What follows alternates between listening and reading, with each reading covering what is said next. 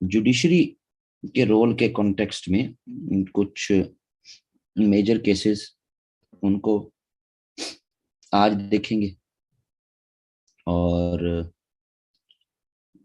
उसके बाद फिर कल के लेक्चर में फॉरेन पॉलिसी पे बात होगी, और नेक्स्ट वीक से फिर जो है वो डोमेस्टिक के जो टॉपिक्स हैं वो हम स्टार्ट जो है वो करें। नहीं, डोमेस्टिक के तो नहीं, डोमेस्टिक वाले तो करंट अफेयर के साथ, जो करंट अफेयर के सेशन में सबको आप लोगों को उसका यूजर नेम पासवर्ड जो है वो मिल जाएगा, तो वो तो उसके साथ सारे, वैसे तो 12 गए थे मैंने, लेकिन मैं आखिरी आखिरी सेशंस हैं, तो जो 18-20 टॉपिक्स में डोमेस्टिक के पोर्शन के करंट अफेयर्स में करवाता हूँ।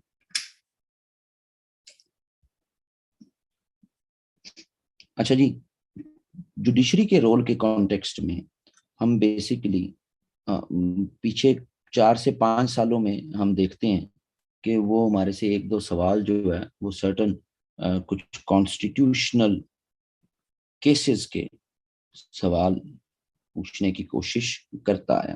तो कुछ मेजर केसेस हैं जो कि हामिद खान की किताब में सारे मेंशन हैं, जो constitutional and political and constitutional history of Pakistan वाली किताब है, उसमें सारे मेंशन है। ठीक है जी, तो वो उनको जो है वो बेस्ट सोर्स है। इनमें एक केस तो मैं ऑलरेडी आपको, जो मौलवी तमीजुद्दीन का केस है, ये तो आपके साथ बड़ी डिटेल में इस पे बात होगी, लेकिन इस केस से हुआ क्या है, इस केस के जो कॉन्सिक्वेंसेस हैं वो हमारी हिस्ट्री में बड़े फिर देर तक फील हो, क्योंकि इससे डॉक्ट्रिन ऑफ नेसेसिटी, नजरिया जरूरत, कि अगर किसी एक्शन पर कॉन्स्टिट्यूशन साइलेंट है, तो जनाब अगर ऐसा एक्शन ले लिया गया है तो हमारी जुडिशरी उसको जस्टिफाई करती है जी, इस नजरिया जरूरत के तहत जितनी देर ये चलता रहा। वैसे तो एक आइडियल डेमोक्रेसी में ये स्पेसिफिकली मेंशन्ड होता है कि जो कॉन्स्टिट्यूशन में अगर मेंशन्ड नहीं है, अगर कोई चीज मेंशन नहीं है, तो फिर आपकी गवर्नमेंट वो पावर एक्सरसाइज नहीं कर सकती। ये आइडियल डेमोक्रेसीज में तो मेंशन्ड है। इवन यूनाइटेड स्टेट्स की जो फेडरल गवर्नमेंट है वो उन्हीं पावर्स को एक्सरसाइज कर सकती है जो कि उनके कॉन्स्टिट्यूशन में मेंशन है। जो नहीं मेंशन वो नीचे स्टेट्स एंड पीपल की प्रेरोगेटिव है। लेकिन हमारे यहाँ सिलसिला उल्टा चलता रहा कि जो चीज कॉन्स्टिट्यूशन जिस पे साइलेंट है, जो कॉन्स्टिट्यूशन में मेंशन नहीं है, तो अगर कोई एक्सरसाइज कर देता है तो आपकी जुडिशरी उसको जस्टिफाई करती रही। और इसकी दागबेल जो है वो मौलवी तमीजुद्दीन केस से हुई। ये हमने बड़ी डिटेल में देखा था 1954 की फर्स्ट कॉन्स्टिट्यूशन असेंबली, अगर याद हो आपको तो, उसके बाबत जो है वो ये केस था। तो ये पहला बड़ा केस था, ठीक है जी, कि जो हुआ। समझ नहीं आ रही बेटा तो किसी अच्छे टीचर से पढ़ लो, मैं तो ऐसा ही टीचर हूँ, अगर नहीं समझ आ रही।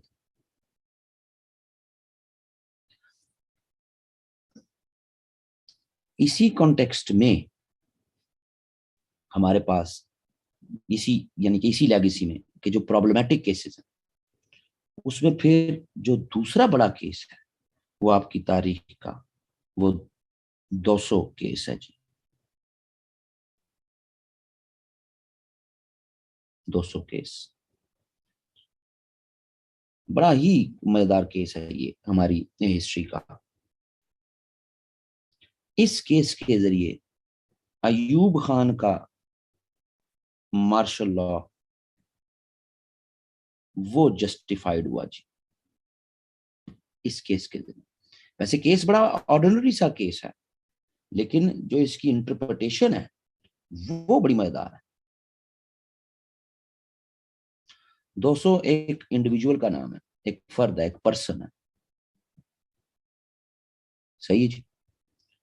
इसने एक क्राइम किया, मर्डर के चार्जेस थे, और इसको फिर जो सजा मिली वो उस वक्त जो बलोच ट्राइबल एरियाज में जो रूल्स राइज थे, जिनको कहते हैं FCR, जो बलोचिस्तान से या पख्तूनख्वा से या जीबी से हैं, उन बच्चों के लिए तो ये नई बात नहीं, उनको तो पता है इस चीज का, बच्चे बच्चे को पता है, पढ़े लिखे को। फ्रंटियर क्राइम्स रेगुलेशन, ये याद रखिएगा जी, कि हमारे फाटा, हमारे फाना, हमारे बलोच ट्राइबल एरियाज, हमारा पाटा प्रोविंशियल एडमिनिस्ट्रेटिव ट्राइबल एरियाज, ये सारे वो एरियाज थे जो माजी में FCR के मुताबिक अंग्रेज चलाता था। तो हम जब मुल्क बने तो हमारे यहाँ भी ये FCR के मुताबिक ही चीजें चलती नहीं। सही है जी, समझ आ रही जी। सो ये एक जो है वो बड़ा मजेदार एस्पेक्ट था। तो इसको जो है सजा मिल गई, FCR के मुताबिक 200 को सजा मिल गई, इसको पनिशमेंट अवॉर्ड होगी एज पर दी FCR। अब इसने क्या किया, इसने जाके इसको चैलेंज कर दिया, चैलेंज इन हाई कोर्ट। ठीक है जी, वन पार्टी से वन यूनिट सिस्टम था ना जी, 1955 से 56 वन यूनिट था पाकिस्तान में। तो इसने इसको फिर जरा पूरा यूनिट एक, तो इसकी हाई कोर्ट एक, यानी कि लाहौर हाई कोर्ट, इसने हाई कोर्ट में जनाब इसको चैलेंज कर दिया। हाई कोर्ट ने 200 के हक में, इसकी फेवर में फैसला कर दिया। ठीक है जी, समझ आती है जी। अब जो आपकी गवर्नमेंट थी, गवर्नमेंट यानी कि फेडरल गवर्नमेंट उस वक्त की, जो आपकी गवर्नमेंट थी, उसने प्रोटेक्शन दी हुई है ना ट्राइबल लॉज को उस वक्त के लिहाज से, प्लस FCR को, उसकी प्रोटेक्शन है, उसने ओके किया हुआ, इनके मुताबिक सजा हुई, उसने हाई कोर्ट में रिट की, जीत गया केस, जनाब के जीत गया वो। सही जी, केस इस तरह जीता है, जो यहां पे जीता है कि जी क्योंकि 1956 का कॉन्स्टिट्यूशन आ गया, अब वो अप्लाई होगा।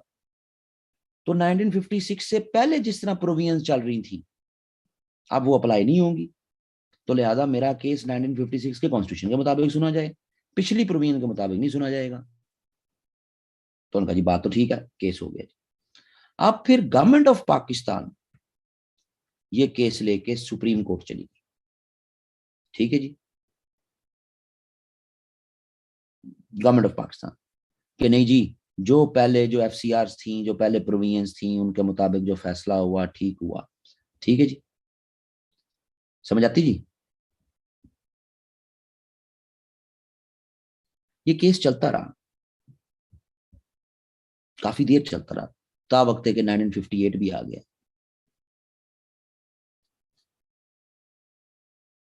वो आ गया जो आप कह लें कि अक्टूबर के फर्स्ट वीक में 1958 में अयूब खान का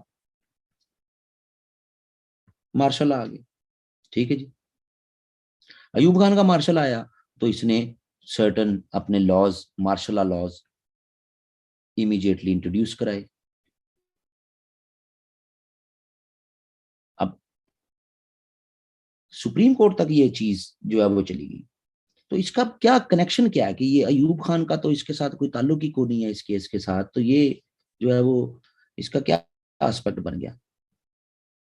एस्पेक्ट भी ये बन गया कि जब मार्शल लग गया जी, जब मार्शल इम्पोज हो गया, तो जब मार्शल इम्पोज हो गया जनाब, तो एज पर द लॉज जो कि मार्शल लॉ में अयूब खान ने आते साथ इंट्रोड्यूस कराए, तो उनके मुताबिक सुप्रीम कोर्ट ऐसे स्पेसिफिक केसिंग्स की हेयरिंग्स नहीं कर सकती। समझ आ रही जी? जब कॉन्स्टिट्यूशन प्रिवेल कर रहा होगा तब हियरिंग हो सकती है, क्योंकि मार्शल लॉ लग गया और मार्शल लॉ ने जो रूल्स दिए हैं उसके मुताबिक सुप्रीम कोर्ट ऐसे केस की हियरिंग नहीं कर सकती। देयरफॉर जो जनाब पहले केसेस जिस तरह मौजूद हैं वो उस तरह ही जो है वो चलेंगे। ठीक है जी, समझ आ रही जी बात की? तो जनाब इसका मतलब क्या हुआ कि जो मार्शल लॉ आता है वो आके जिस तरह की लॉज या प्रोविजंस देता है वो अलाउड हैं एक किस्म के। तो ये बड़ा मजेदार केस, यानी कि अयूब खान के केस में अलहदा से कोई जुडिशरी में केस नहीं हुआ, इसी कॉन्टेक्स्ट में उसके लॉज जो हैं वो जस्टिफाइड हो गए। सो ये बड़ा मजेदार केस है, ये भी प्रॉब्लमेटिक केस है एक किस्म का हमारी तारीख का। समझ आ रही जी? यानी हम पहले प्रॉब्लमेटिक केसेस को जो है वो देख लें। इसके बाद तीसरा केस जो अगेन प्रॉब्लमेटिक केस है, जो प्रॉब्लमेटिक में आता है, वो जनाब फिर नुसरत भुट्टो केस है जी, हमारी तारीख का। सही है जी।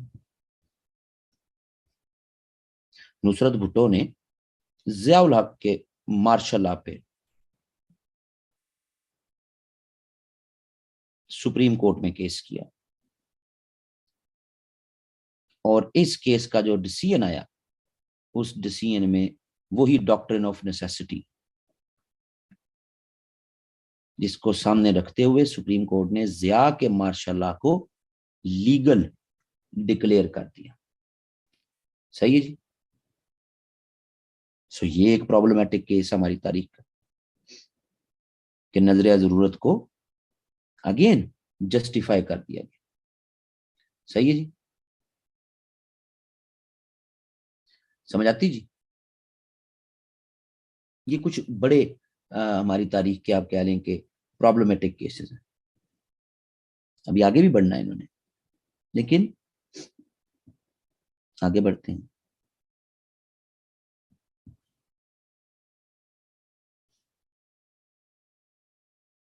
अगली बात जो है,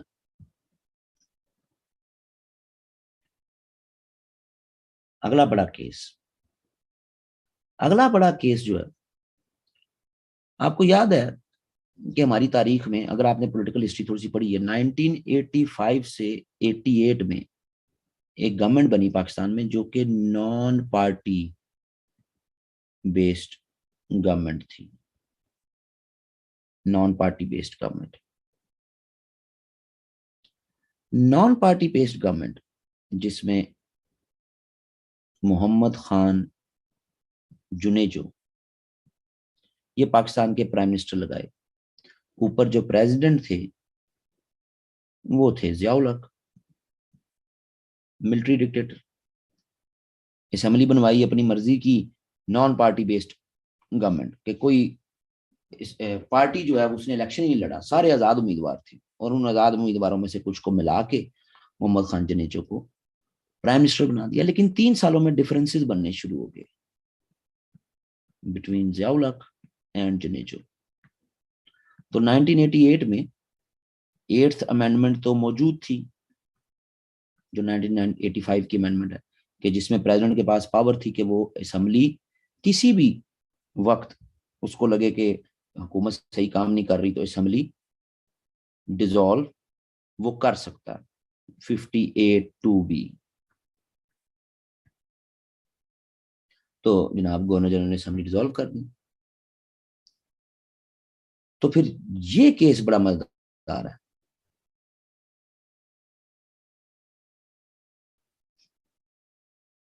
इस केस में क्या हुआ कि इस केस में भी सुप्रीम कोर्ट ने, बड़ा मशहूर केस है ये, Saifullah versus government of Pakistan, क्योंकि असेंबली डिसॉल्व हुई थी।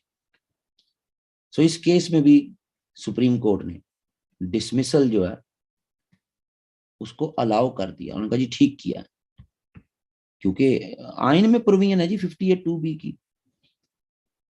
इससे ये साबित हुआ कि आगे चल के हमारी तारीख में कोई भी प्रेसिडेंट इफ वो नेशनल असेंबली डिसॉल्व करता है, इफ, तो जनाब जुडिशरी ने तो उसको अलाउ करना ही करना। क्यों? क्योंकि ये इस केस में अलाउ कर दिया हो। सही है जी। ऐसा ही हुआ एक और problematic case, Tariq Rahim versus government of Pakistan. ये 1988 का केस है, ये 90 का केस है। 88 से 90 में गवर्नमेंट बनी थी पाकिस्तान में बेनजीर की, फर्स्ट गवर्नमेंट बेनजीर भुट्टो की पहली हुकूमत बनी थी। इस हुकूमत को उस वक्त का प्रेसिडेंट इसहाक खान ने डिसॉल्व कर दिया। तो फिर ये केस हुआ। इस केस का डिसीजन भी आया कि जी प्रेसिडेंट ने असेंबली ठीक डिसॉल्व की, क्योंकि पिछले केस प्रेसिडेंस बन गई ना, 58(2)B लॉ में उसके पास प्रोविजन है, उसने जनाब ठीक साबित कर दिया जी असेंबली। समझ आ रही जी? क्लियर है जी?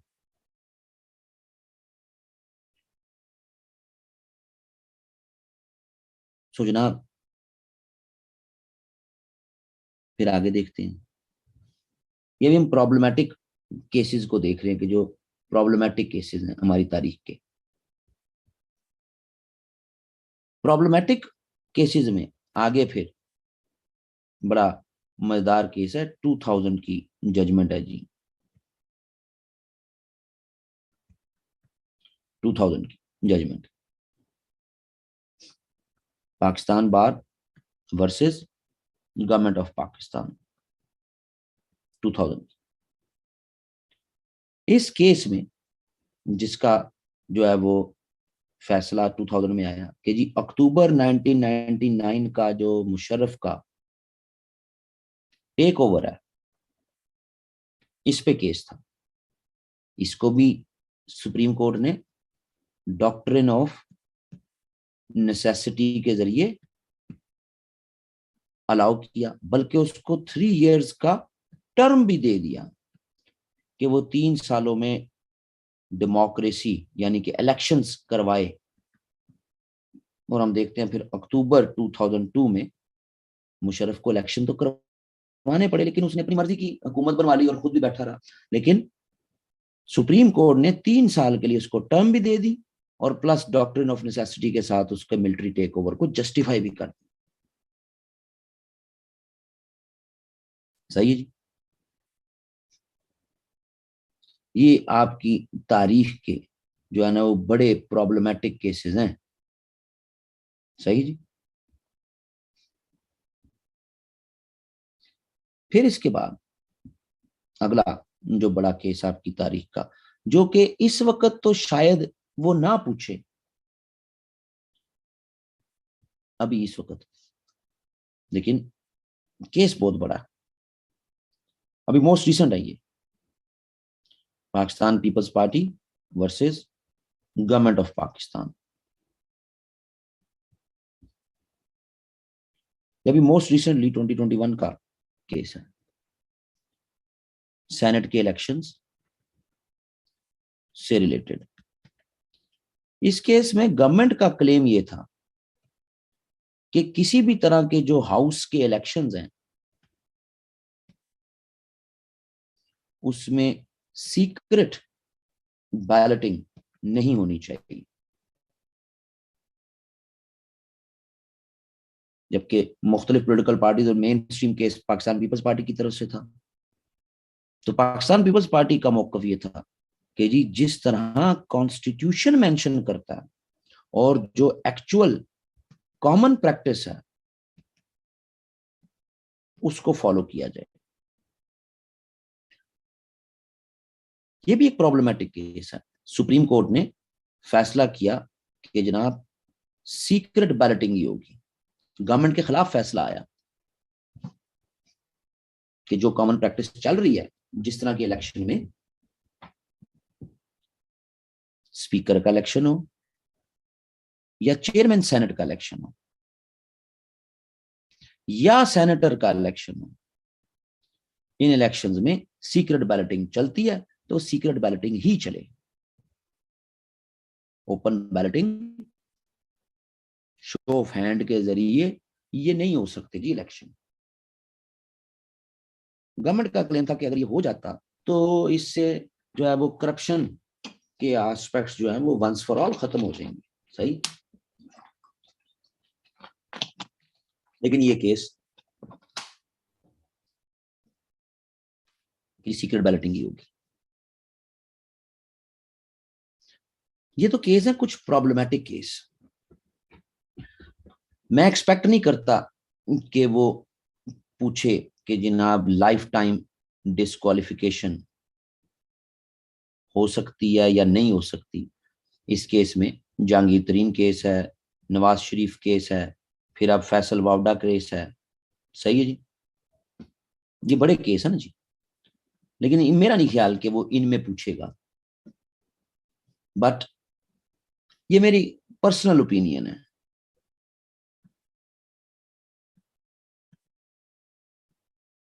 कि पनिशमेंट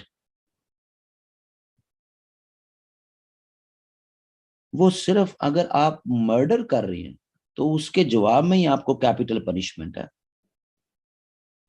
अदर देन मर्डर आप जो भी, इवन आप जो लाइफ सेंटेंस होती है तो वो लाइफ सेंटेंस भी आपको हमेशा हमेशा के लिए जेल में नहीं रखा जाता, उसके भी ईयर्स जो है वो डिफाइंड है। तो मेरी पर्सनल जो है वो ओपिनियन है कि जनाब लाइफ टाइम डिस्क्वालिफिकेशन वो कॉन्स्टिट्यूशन तो मेंशन ही नहीं करता, वो है ही नहीं उसमें। लेकिन ये मेरा पर्सनल ख्याल है, इस पे मेरा नहीं ख्याल के कोई सवाल आए, ये भी एक प्रॉब्लमेटिक केस है। अब देख लेते हैं कुछ जरा बेहतर केसेस,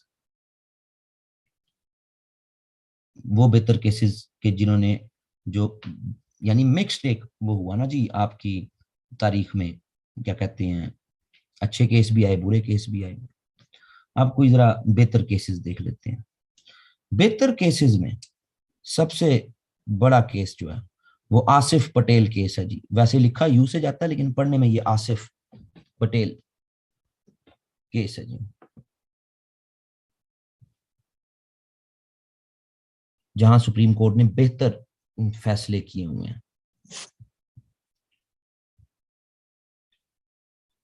आसिफ पटेल केस ये है कि जब 1954 की कॉन्स्टिट्यूएंट असेंबली डिसॉल्व होगी तो 1955 में तमीजुद्दीन केस, वो भी ये हार गया तमीजुद्दीन, यानी कॉन्स्टिट्यूएंट असेंबली पक्की पक्की डिसॉल्व होगी। अब फ्यूचर क्या होगा, तो जो आपकी गवर्नमेंट थी, जो गवर्नमेंट में बैठे हुए लोग थे उस वक्त, सिकंदर मिर्जा, मलिक गुलाम मोहम्मद, अयूब खान, ये लोग ये चाहते थे कि हम अपनी मर्जी की एक बॉडी बना लें, एक कमीशन बना लें, उससे आइन बनवा लें। तो आसिफ पटेल सुप्रीम कोर्ट चले गए कि नहीं, कॉन्स्टिट्यूशन पाकिस्तान का वो सिर्फ कॉन्स्टिट्यूएंट असेंबली ही बना सकती है। तो सुप्रीम कोर्ट डायरेक्ट करे गवर्नमेंट को कि वो सेकंड कॉन्स्टिट्यूएंट असेंबली बनाएं, सेकंड कॉन्स्टिट्यूएंट असेंबली के फोरम से आइन बनेगा। तो इस पे सुप्रीम कोर्ट ने कहा यस, गवर्नमेंट को इंस्ट्रक्ट किया कि आप सेकंड कॉन्स्टिट्यूएंट असेंबली बनाएं, जो कि फिर बनी भी दूसरी आइन साज असेंबली पाकिस्तान की। फिर उसी आइन साज असेंबली के फोरम से ही पाकिस्तान का कॉन्स्टिट्यूशन बना। सही है जी। तो ये बड़ा केस है, वरना तो ये अपनी मर्जी का कॉन्स्टिट्यूशन लाना चाहते थे। दूसरा बड़ा केस फिर जो कि हमें नजर आता है कि जहां पर बाकी जो बेहतर केस, वो फिर आसमा जिलानी केस है जी, हमारी तारीख का। सही जी। ये याहिया खान के दौर में आसमा जिलानी, हिना जिलानी, इनके बाप को जो है वो इम्प्रिजन कर दिया गया, इनके फादर को। और भी काफी लोगों को किया गया, तो मुख्तलिफ जगहों पे केस हुए, लेकिन ये जरा लाइमलाइट में आ गए। ठीक है जी। इन्होंने जनाब कोर्ट में केस कर दिया। ठीक है जी। केस चलता रहा, केस चलता रहा। याया का मार्शल लॉ खत्म हो गया, जुल्फकार अली भुट्टो का martial law, civil martial law, वो शुरू हो गया। ठीक है।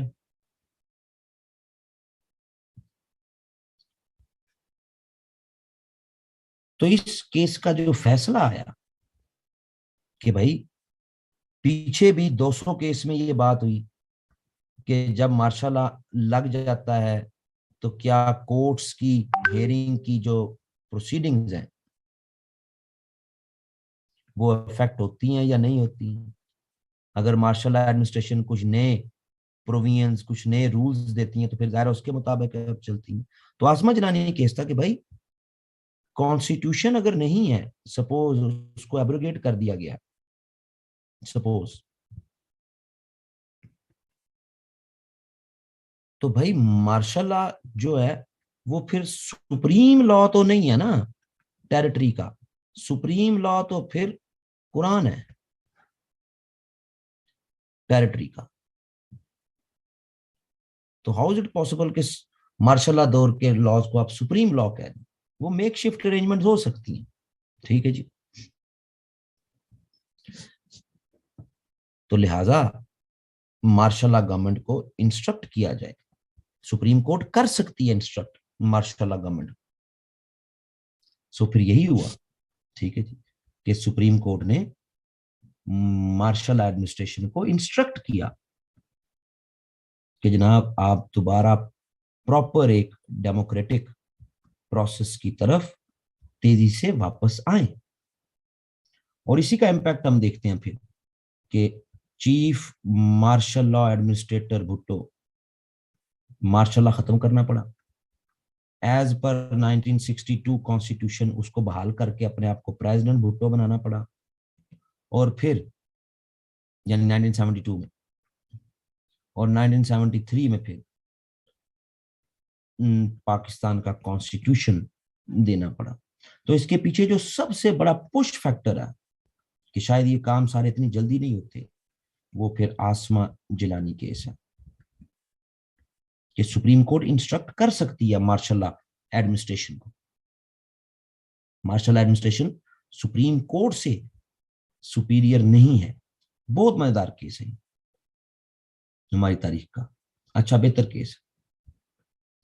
समझ आ रही जी।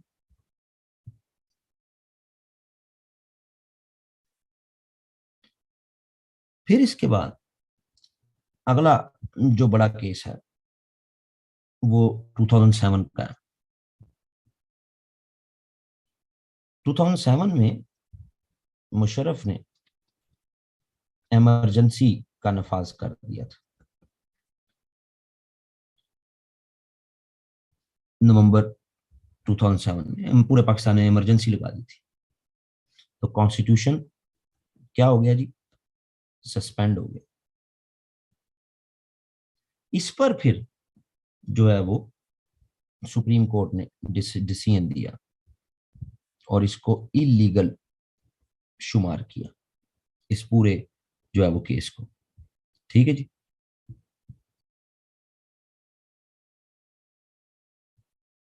एक बहुत बड़ा स्टेप था कि एक मिलिट्री डिक्टेटर जो कि प्रेसिडेंट भी बना हुआ उसके केस को। लेकिन इस केस को फिर कॉन्टेक्स्ट देखें तो ये बेसिकली एक राइवलरी डेवलप हुई हुई थी सुप्रीम कोर्ट के चीफ जस्टिस एंड मुशर्रफ के दरमियान।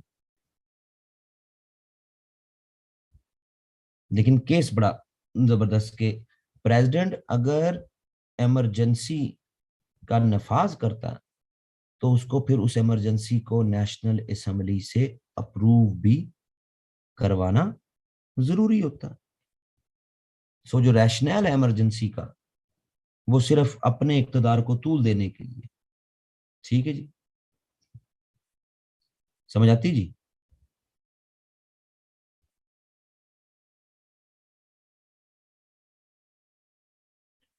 सो ये कुछ बेहतर जो है वो केसेस हमारी तारीख के वो रहे। लेकिन लार्जली यानी जुडिशरी का जो रोल है वो एक मिक्स्ड रोल नजर आता है हमारी तारीख में। कुछ अच्छे केसेस भी हैं, कुछ बहुत बुरे केसेस भी हैं। हाउएवर, जो करंट डायनामिक्स हैं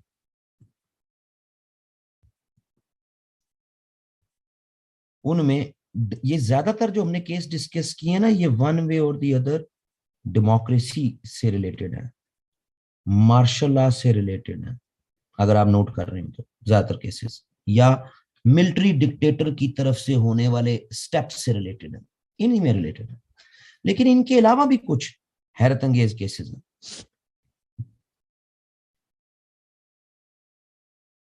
जो कि वाजिया तौर पर hyper extended state structure, hyper extended state structure, उसकी निशानियां नजर आती हैं। हाइपर एक्सटेंडेड स्टेट स्ट्रक्चर ये है कि एक लेजिस्लेचर होता है जी, लॉ मेकिंग बॉडी, एक एग्जेक्टिव होती है जी, प्रेसिडेंट, प्राइम मिनिस्टर, और आपके अदर्स जो ओलिगार्क्स,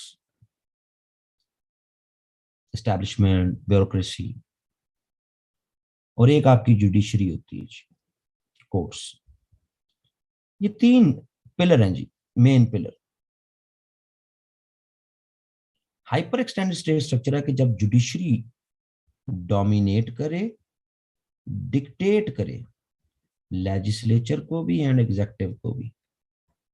इसको आसान जुबान में हम कहते हैं जुडिशियल एडवेंचरिज्म। कुछ जगह पे इसको फिर न्यूट्रल एक वर्ड इसके लिए फिर जुडिशियल एक्टिविज्म। कुछ इसके हक में भी होते हैं, कुछ इसके अगेंस्ट भी होते हैं। लेकिन दो केसेस हमारी तारीख के बड़े मजाक का खेज केसेस हैं। एक अपने दौर के जस्टिस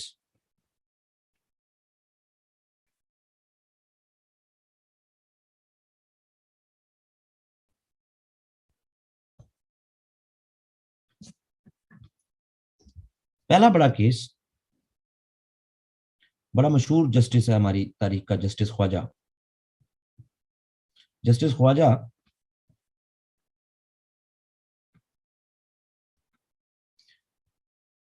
चीफ जस्टिस भी रही है कुछ अरसे के लिए।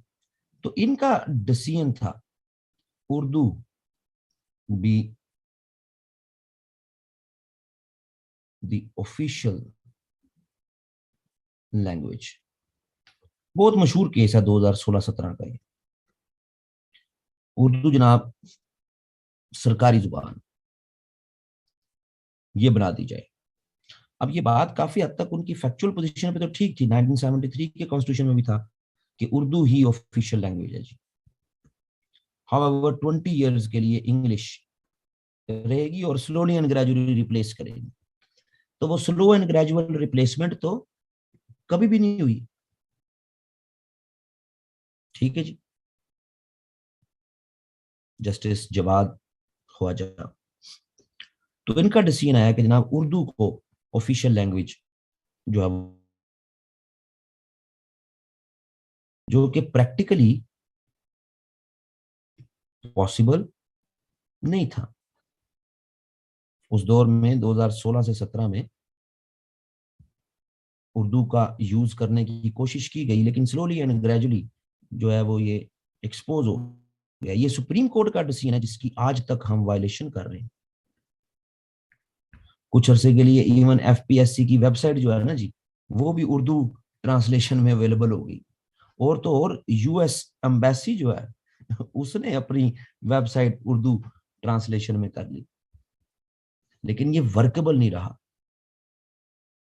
तो इसको खामोशी के साथ जो है वो सेट असाइड कर दिया गया, यानी कि एडमिनिस्ट्रेशन ने ना इसको तवज्जो दी और ना ही जुडिशरी ने इसको फिर टेकअप किया कि भाई हमने एक डिसीजन दिया हुआ तो उसको क्यों नहीं एग्जीक्यूट किया जा रहा।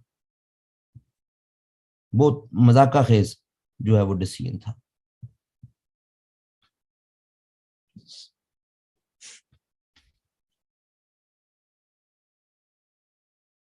केपी की गवर्नमेंट में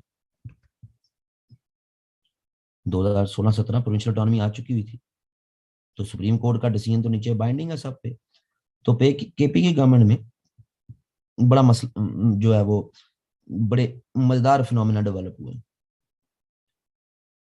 एक अफगान मिनिस्टर केपी आया और जो प्रेस रिलीज जारी हुई, तो जी उर्दू में प्रेस रिलीज जारी करनी, प्रॉपर उर्दू में। तो प्रॉपर उर्दू में जनाब जारी करनी है तो वजीर लिखेंगे, तो वजीर उर्दू का वर्ड नहीं है जी, वजीर तो फारसी का वर्ड है। तो किसी भी वर्ड के लिए उर्दू सुटेबल वर्ड यूज किया जाए, तो मुंशी उसका सुटेबल वर्ड है उर्दू में। तो जब उसके लिए मुंशी लिखा गया तो जनाब वो अफगान मिनिस्टर नाराज हो गया, ये मुझे मुंशी बना दिया। इसी तरह केपीके में जब भी कोई डिपार्टमेंट सर्कुलर जारी करता है, ठीक है जी, सर्कुलर, तो इस सर्कुलर को क्या जो है वो लिखा जाएगा जी। एक सर्कुलर है कि जो विद इन डिपार्टमेंट है, यानी विद इन सेक्रेटेरिएट है, उस डिपार्टमेंट का जो भी ऑफिस है और उसकी जो नीचे जो उसका ऑर्नोग्राम है उसके लिए है। और एक सर्कुलर वो है कि जो फील्ड के लिए है जी। तो जो विद इन द सेक्रेटेरिएट है उस डिपार्टमेंट के एडमिनिस्ट्रेटिव ब्लॉक के लिए वो तो हो गया सर्कुलर, लेकिन जो फील्ड के लिए है उसको क्या कहा जाएगा जी। तो फील्ड के लिए जो सर्कुलर है उसके लिए नाम दिया गया गश्ती मरासला। तो बड़ा जो एक मजेदार फिनोमेना, ये स्लोली एंड ग्रेजुअली ये प्रैक्टिस जो है वो सब ने डिस्करेज कर दी। यार ये तो मजाक बन जाना है, उर्दू इतनी रिच वकैब की लैंग्वेज या तो है नहीं, और या डेवलप ही नहीं की गई, जरूरत ही नहीं पड़ी, बुरी तरह हम एक्सपोज हो जाएंगे जनाब। तो इसको इग्नोर मोड पे लगाई थी, रियासत का फैसला। सही है जी। तो आहिस्ता आहिस्ता ये अबैंडन होना शुरू, यानी सुप्रीम कोर्ट का डिसीजन मौजूद है कि उर्दू में ही होगा जी सब कुछ, लेकिन हो तो नहीं रहा। इवन सुप्रीम कोर्ट के फैसले भी तो उर्दू में नहीं आ रहे, अब अंग्रेजी में होते हैं। बाद में ट्रांसलेट हो जाए वो अलग बात है। ठीक है जी, समझ जाती जी। तो ऐसे कुछ मजाका खेज केस हैं। इसी तरह सुप्रीम कोर्ट का केस 2012-13 का कि चीनी 54 रुपए किलो बेची जाए इस मुल्क में, पीटीडीसी, नहीं PTC, Pakistan trade corporation, PTC. तो वो जनाब 54 रुपए किलो में इंश्योर करे कि चीनी बिके। तो ये सुप्रीम कोर्ट का डिसीजन है। सही है जी।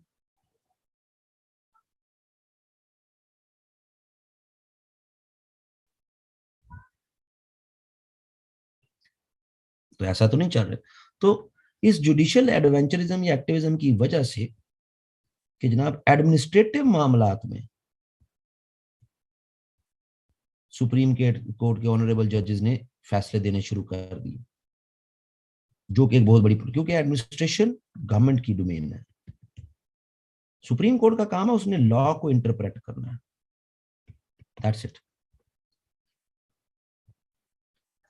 तो ये अपने प्रिव्यू से बाहर निकलना शुरू हो गए, जिसकी वजह से ये एक बहुत बड़ी वजह है कि हमारी दो तीन जो गवर्नमेंट्स हैं वो एफिशिएंट इफेक्टिवली काम नहीं कर पाती। क्यों? क्योंकि गवर्नमेंट की तरफ, सुप्रीम कोर्ट की तरफ से सुमोटो एक्शन आ जाते हैं एडमिनिस्ट्रेटिव मामला पे। सही है जी। सो बड़े सीरियस नोयत की ये इशू है।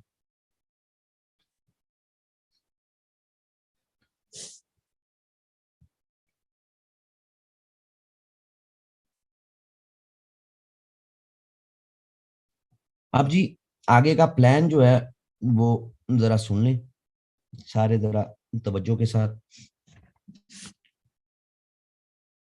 उसके बाद फिर आगे बात करते हैं कि अब हमने आगे क्या करना। आगे का प्लान ये जी कि कल मैंने फॉरेन पॉलिसी पे लेक्चर देना है, और बल्कि आज ही शुरू कर लूंगा, लेकिन एक प्लान मैं आपको बता दूं पहले कि आज थोड़ा सा और कल डिटेल में ये फॉरेन पॉलिसी पे लेक्चर हो जाएगा। ठीक है जी। इसके बाद नेक्स्ट वीक से सेम टाइम, इसमें 7:30 to 9, इस टाइम में मैं प्री पार्टीशन शुरू कर दूंगा। सही है जी, इस टाइम। और फिर मेरी जो करंट अफेयर्स की क्लास है वो क्लास होती है 9:30 to 11:30।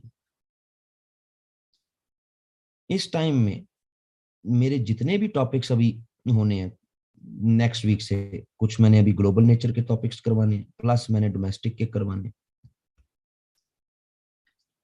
तो ये जितने भी स्टूडेंट्स हैं जो पाक अफेयर की क्लास पढ़ते हैं वो सब इंटाइटल्ड हैं कि वो ये क्लास फ्री ज्वाइन कर सकते हैं। ग्लोबल के टॉपिक्स ठीक है, किसी का भला हो जाएगा, लेकिन जैसे ही मैं डोमेस्टिक शुरू करूंगा यहाँ पे, जो मैंने ईद से पहले पहले खत्म करनी, तो यहाँ पे मैं जो भी 18-20 डोमेस्टिक टॉपिक्स करवाऊंगा वो पाकिस्तान अफेयर्स के लिए भी हैं। जो मेरे से करंट अफेयर पढ़ रहे हैं वो तो पढ़ ही रहे हैं, जो नहीं पढ़ रहे करंट अफेयर, तो ज़ाहिर मैंने इस बैच के लिए अनाउंस किया कि मैं 12 टॉपिक्स करवाऊंगा डोमेस्टिक के, लेकिन वो यहाँ 18 से 20, बल्कि ये भी मैंने कोई 10 के करीब टॉपिक्स करवाने हैं, तो उनको ये फ्री मेरी तरफ से अवेलेबल होंगे। लेकिन टाइम जो है वो 9:30 से 11:30, same Friday Saturday Sunday, so that की चीज़ें ज़रा जल्दी जो है वो ख़त्म हो जाए। सो ये होगा जी, ताकि जल्द से जल्द खत्म हो जाए, इधर से प्री पार्टीशन खत्म हो जाए और इधर से फिर जो है वो डोमेस्टिक के टॉपिक्स जो है वो सारे खत्म हो जाए। ठीक है जी, ये एक जेन में रख लीजिएगा जी, जो कि यानी कि नेक्स्ट वीक से तमाम जो स्टूडेंट्स हैं पाकिस्तान अफेयर करंट अफेयर के, वो इस टाइम में प्री पार्टीशन कर रहे होंगे, और उसके बाद 9:30 से 11:30 में उनको करंट अफेयर की क्लास का भी यूजर नेम पासवर्ड जो है वो दे दिया जाएगा, ताकि उनके जितने टॉपिक्स जो है वो हो सकते हैं, उसमें कुछ ग्लोबल और बाकी जो है वो डोमेस्टिक, ताकि चीज़ें जल्द से जल्द जो है वो कंप्लीट हो जाए सबकी। एक तो ये अनाउंसमेंट है। दूसरी अनाउंसमेंट ये है कि मैंने second, third and fourth week Ramzan का, इसमें सिर्फ अपने पेपर्स जो मैं पढ़ाता हूं पेपर्स,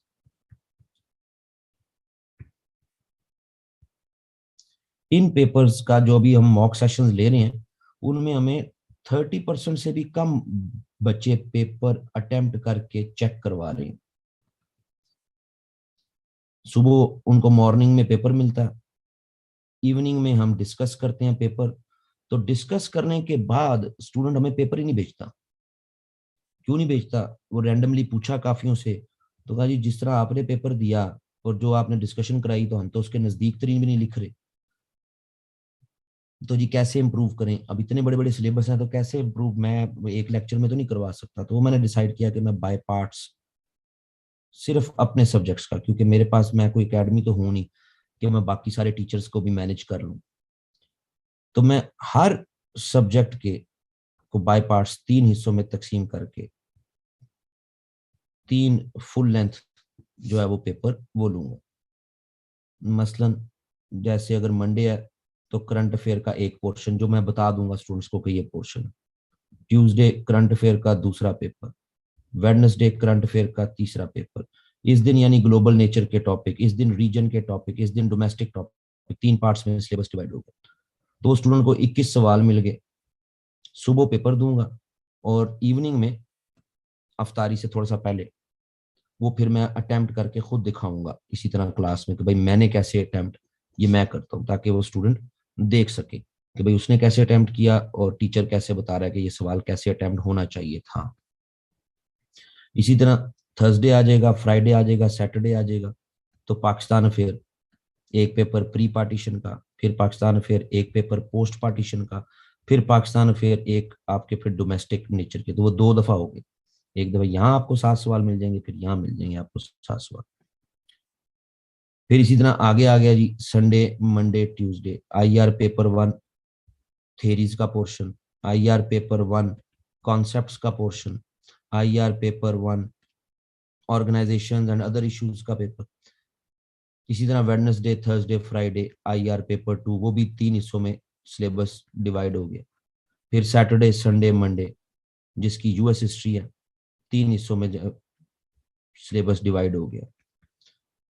फिर इसी तरह Tuesday Wednesday Thursday European history वालों का सिलेबस 3 हिस्सों में तकसीम हो गया। तो ये प्रैक्टिस जो है वो मैं करवाऊंगा second, third and fourth week, जितने भी दिन बन जाए, 1 2 3 4 5 6 7 8 9 10 11 12 13 14 15 16 17 18, हाँ तकरीबन 18 दिन, 3 वीक्स का। ये पूरा जो बाय पार्ट्स डिवाइड करके डेली पेपर, और डेली फिर मैं वो पेपर अटेम्प्ट करके दिखाऊंगा।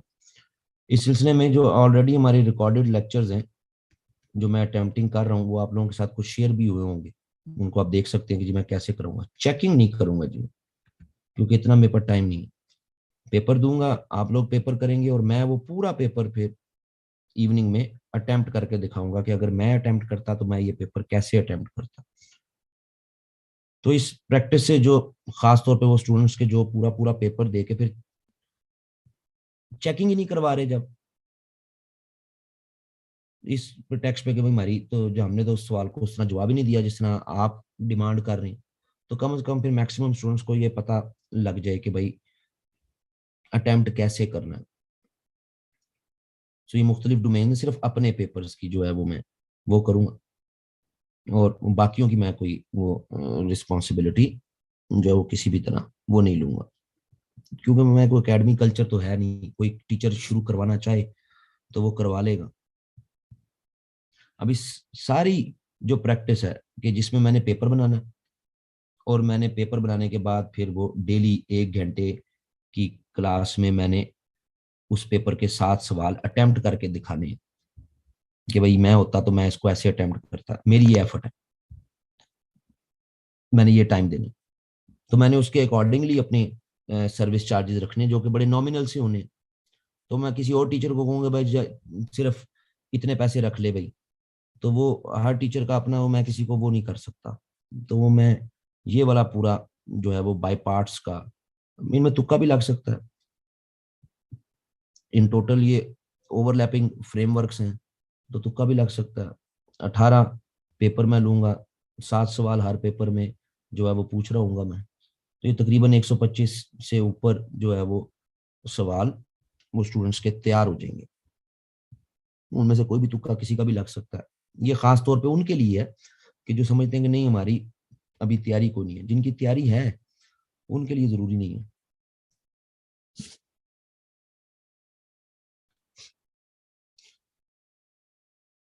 इंतहाई नॉमिनल सी इसकी फीस होगी जी, यानी जो मैंने स्क्रीनिंग में फीस स्टूडेंट से चार्ज की है उससे भी कम फीस होगी। सो वो हमारे पास इतना टाइम नहीं है कि मैं जो है ना वो क्या कहते हैं दुकान लगा के बैठूं कि अच्छा जो है वो एक चीज दे दो, 2 चीज दे दो। वो इतनी कम फीस रख देनी है कि चाहे कोई एक पेपर दे, चाहे कोई सारे दे, चाहे कोई आधे दे, वो इतनी कम फीस रख देनी है कि वो सबके लिए अफोर्डेबल हो। तो यानी हमने स्क्रीनिंग की फीस जो है वो 3000 रखी हुई थी, तो ये मैंने 3000 से भी कम कर देना, जिसको यानी कि वो बार्गेनिंग और ये वो वाले काम जो है वो वाले काम नहीं करने, इतनी वो लो फीस में रख देना कि जिसको भी अफोर्डेबल है वो कर ले। ये जो है ना वो हर पेपर के लिए लहदा लहदा उसका डाटा बैंक रखो, फिर ग्रुप्स बना के रखो, ये काम मेरे से नहीं होते हैं। एनीवेज जी, फॉरेन पॉलिसी ऑफ पाकिस्तान, जितने भी मेरे पास करंट अफेयर्स या पाक अफेयर्स या इवन IR के स्टूडेंट्स होते हैं, मैं उनको ये रिकमेंड करता हूँ कि अब्दुल सत्तार की किताब फॉरेन पॉलिसी अ कंसाइज हिस्ट्री, इसकी एक रीड जरूर हो सीएसएस के सीरियस स्टूडेंट की। इसको एक दफा पढ़ जाए किताब को।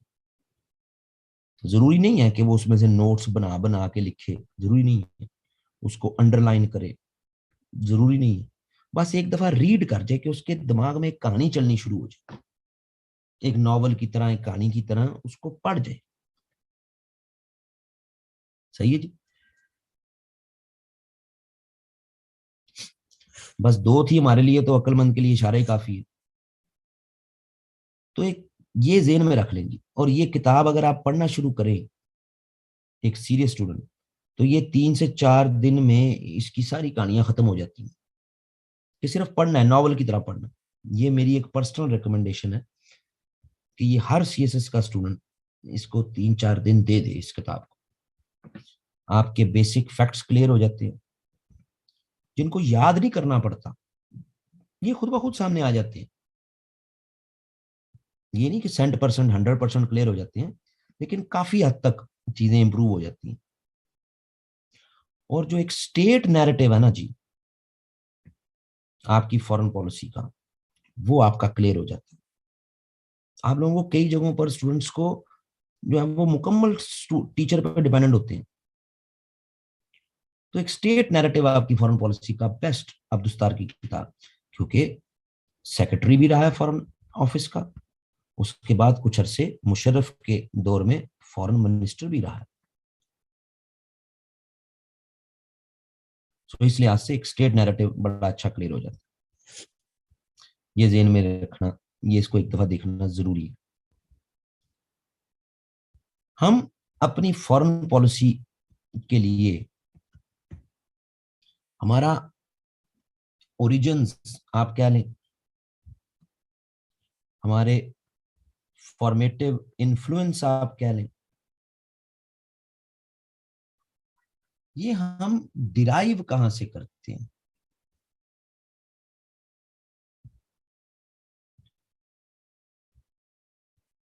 क्या हुआ, आवाज आ रही है जी?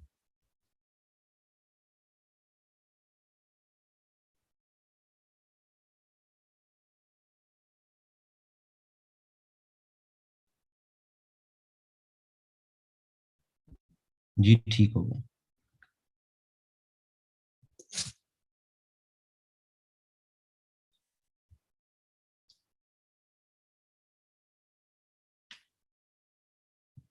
सो ये इन प्रिंसिपल हम लेते कहां से हैं जी? तो हम ये लेते हैं जनाब दो जगहों से। एक आती है जनाब आपकी स्टेटमेंट एंड स्पीचेस ऑफ जिन्ना, जो एक बड़ा, जो आप कह लें कि हमारे पास सोर्स है, स्टेटमेंट एंड स्पीचेस ऑफ जिन्ना। ठीक है जी, पहला बड़ा सोर्स।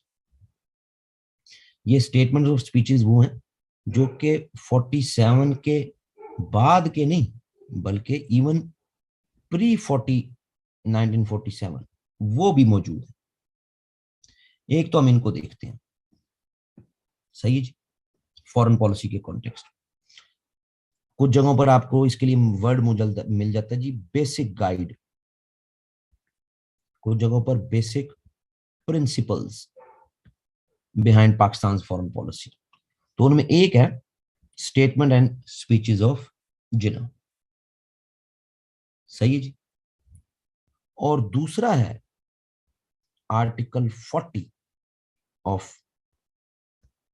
Constitution of Pakistan. ये दो बड़े basic principles, guide, formative influence, origins हमारी फॉरेन पॉलिसी की, ये इन दो से निकलती हैं जी। स्टेटमेंट एंड स्पीचेस ऑफ जिन्ना, इससे जो हमारे सामने चीजें आती हैं,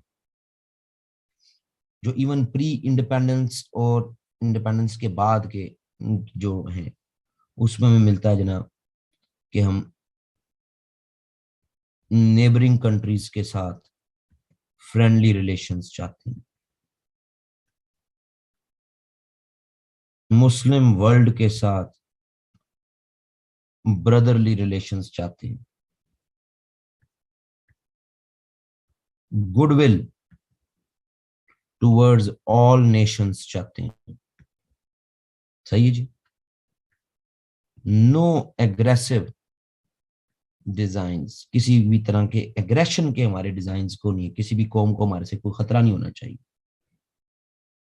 हम अपने फॉरेन अफेयर्स में प्रिंसिपल ऑफ ऑनेस्टी पे बिलीव करेंगे जी। पीस के प्रमोशन के लिए हम काम करेंगे जी। समझ आ रही जी। यूएन चार्टर को अबाइड बाय करेंगे जी। समझ आ गई जी। हम सपोर्ट करेंगे राइट ऑफ सेल्फ डिटर्मिनेशन किसी भी ग्रुप ऑफ पीपल की। क्यों? क्योंकि वो दौर जो 1940s का है वो डीकोलोनाइजेशन का दौर है ना। वर्ल्ड वॉर टू के बाद, after world war two, decolonisation, आजादियां मिल रही चाइना, ओ सॉरी, इसमें एशिया में, अफ्रीका में। तो हम जनाब राइट ऑफ सेल्फ डिटर्मिनेशन को सपोर्ट करेंगे और हम ऑप्रेस्ड पीपल को सपोर्ट करेंगे। सही है जी। ये कुछ जिना की स्टेटमेंट्स एंड स्पीचेस में से कुछ की हवाले जो हैं वो मौजूद है। अच्छा, अब आर्टिकल 40, ये मैंने यहाँ को डिक्टेट तो नहीं करवाना, आप गूगल भी कर सकते हैं। आर्टिकल 40 ऑफ द कॉन्स्टिट्यूशन, मेरे पास भी ये पेज पे लिखा हुआ, तो ये मैं आपको पढ़ के सुना देता हूँ। The state should endeavor to preserve and strengthen fraternal relations with Muslim countries based on Islamic unity for the people of Asia, Africa, and Latin America, promote international peace and security, foster goodwill relations with all nations, and encourage the settlement of international disputes by peaceful means. समझ आ रही जी? ये article 40। अब आगे बढ़ने से पहले, suppose आपको किसी भी इंटरव्यू में, किसी भी जगह पे आप कह जी हम इजराइल को क्यों नहीं एक्सेप्ट करते, इजराइल ने हमारा क्या बिगाड़ा है,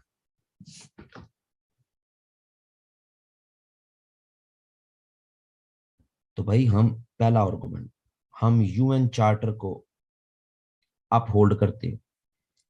as per the UN resolution 2 states बननी थी, एक इजराइल और दूसरी अरब स्टेट। 1948 की जो रेजोल्यूशन है, यूएन अपहोल्डिंग यूएन चार्टर है ना जी, तो यूएन रेजोल्यूशन जो है उसमें 2 स्टेट्स बननी थी, एक इजराइल एक अरब स्टेट। तो इजराइल बन गई, अरब स्टेट नहीं बनी।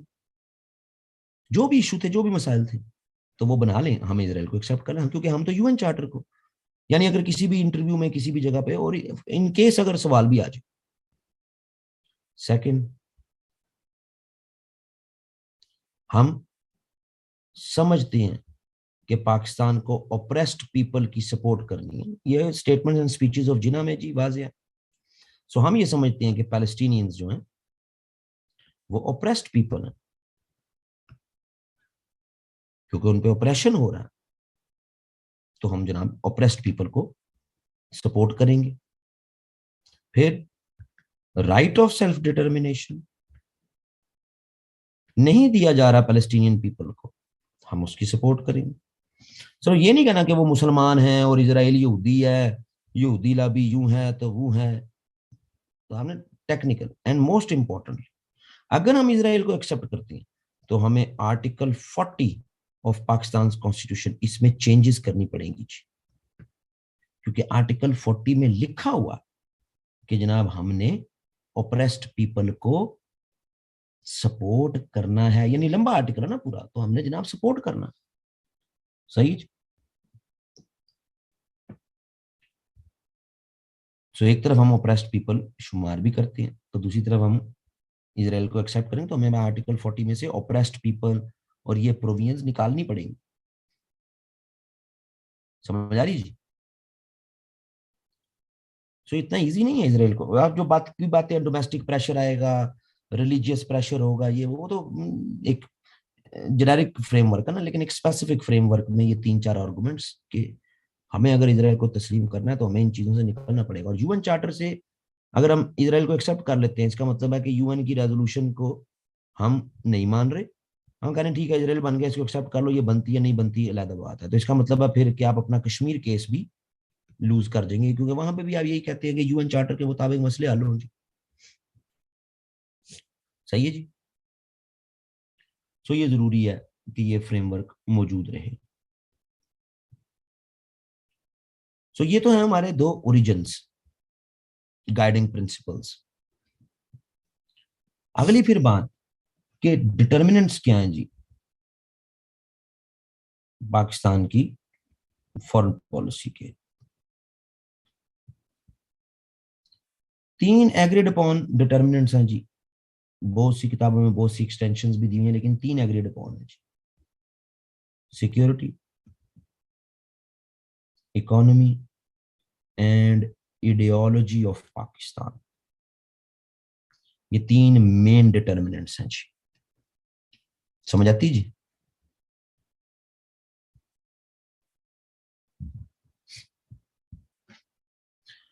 चलो इनको फिर कल देखेंगे, बाकी साथ भी फॉरेन पॉलिसी वाला पूरा फ्रेमवर्क जो है वो उसको कल देखा जाएगा। अनाउंसमेंट्स मैंने कर दी हैं जी, तो काइंडली बार बार जो है वो तंग ना कीजिएगा वाहिद को ना मुझे। ये प्लान भी आपके साथ डिस्कस हो गया, ये भी जो सारे हैं वो भी डिस्कस कर दिए मैंने। असल तो प्लान जो है उसी को, जो रिमेनिंग क्लासेस है उसमें उसी को फॉलो किया जाएगा जी।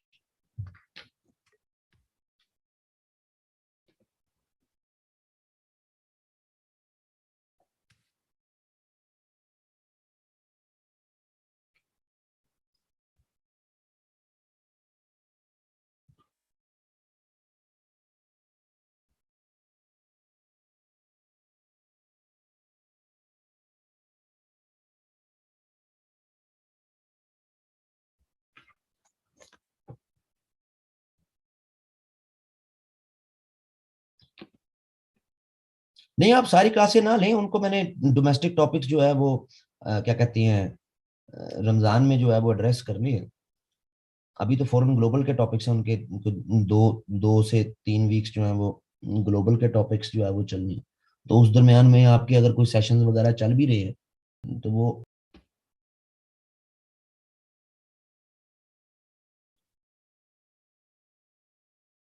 जो है वो डिसॉल्व नहीं हो सकती। प्राइम मिनिस्टर रिजाइन कर सकता है, अब इस स्टेज पर जो है वो नेशनल असेंबली जो है वो डिसॉल्व नहीं प्राइम मिनिस्टर कर सकता,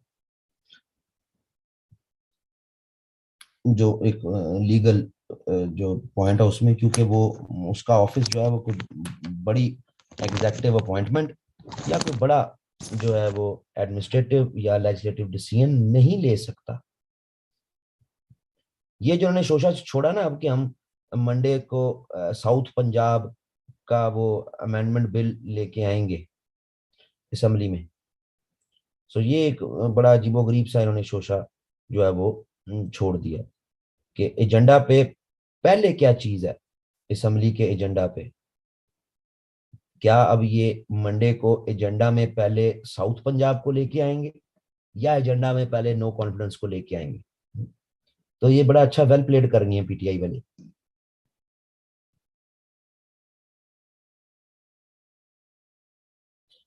नहीं तो बुजदार के खिलाफ तो वोट ऑफ नो कॉन्फिडेंस नहीं ना आया, जिसके खिलाफ वोट ऑफ कॉन्फिडेंस नो यानी कि आ गया नो कॉन्फिडेंस, वो नहीं कर सकता। बुजदार के खिलाफ तो कोई नहीं आया। ठीक है।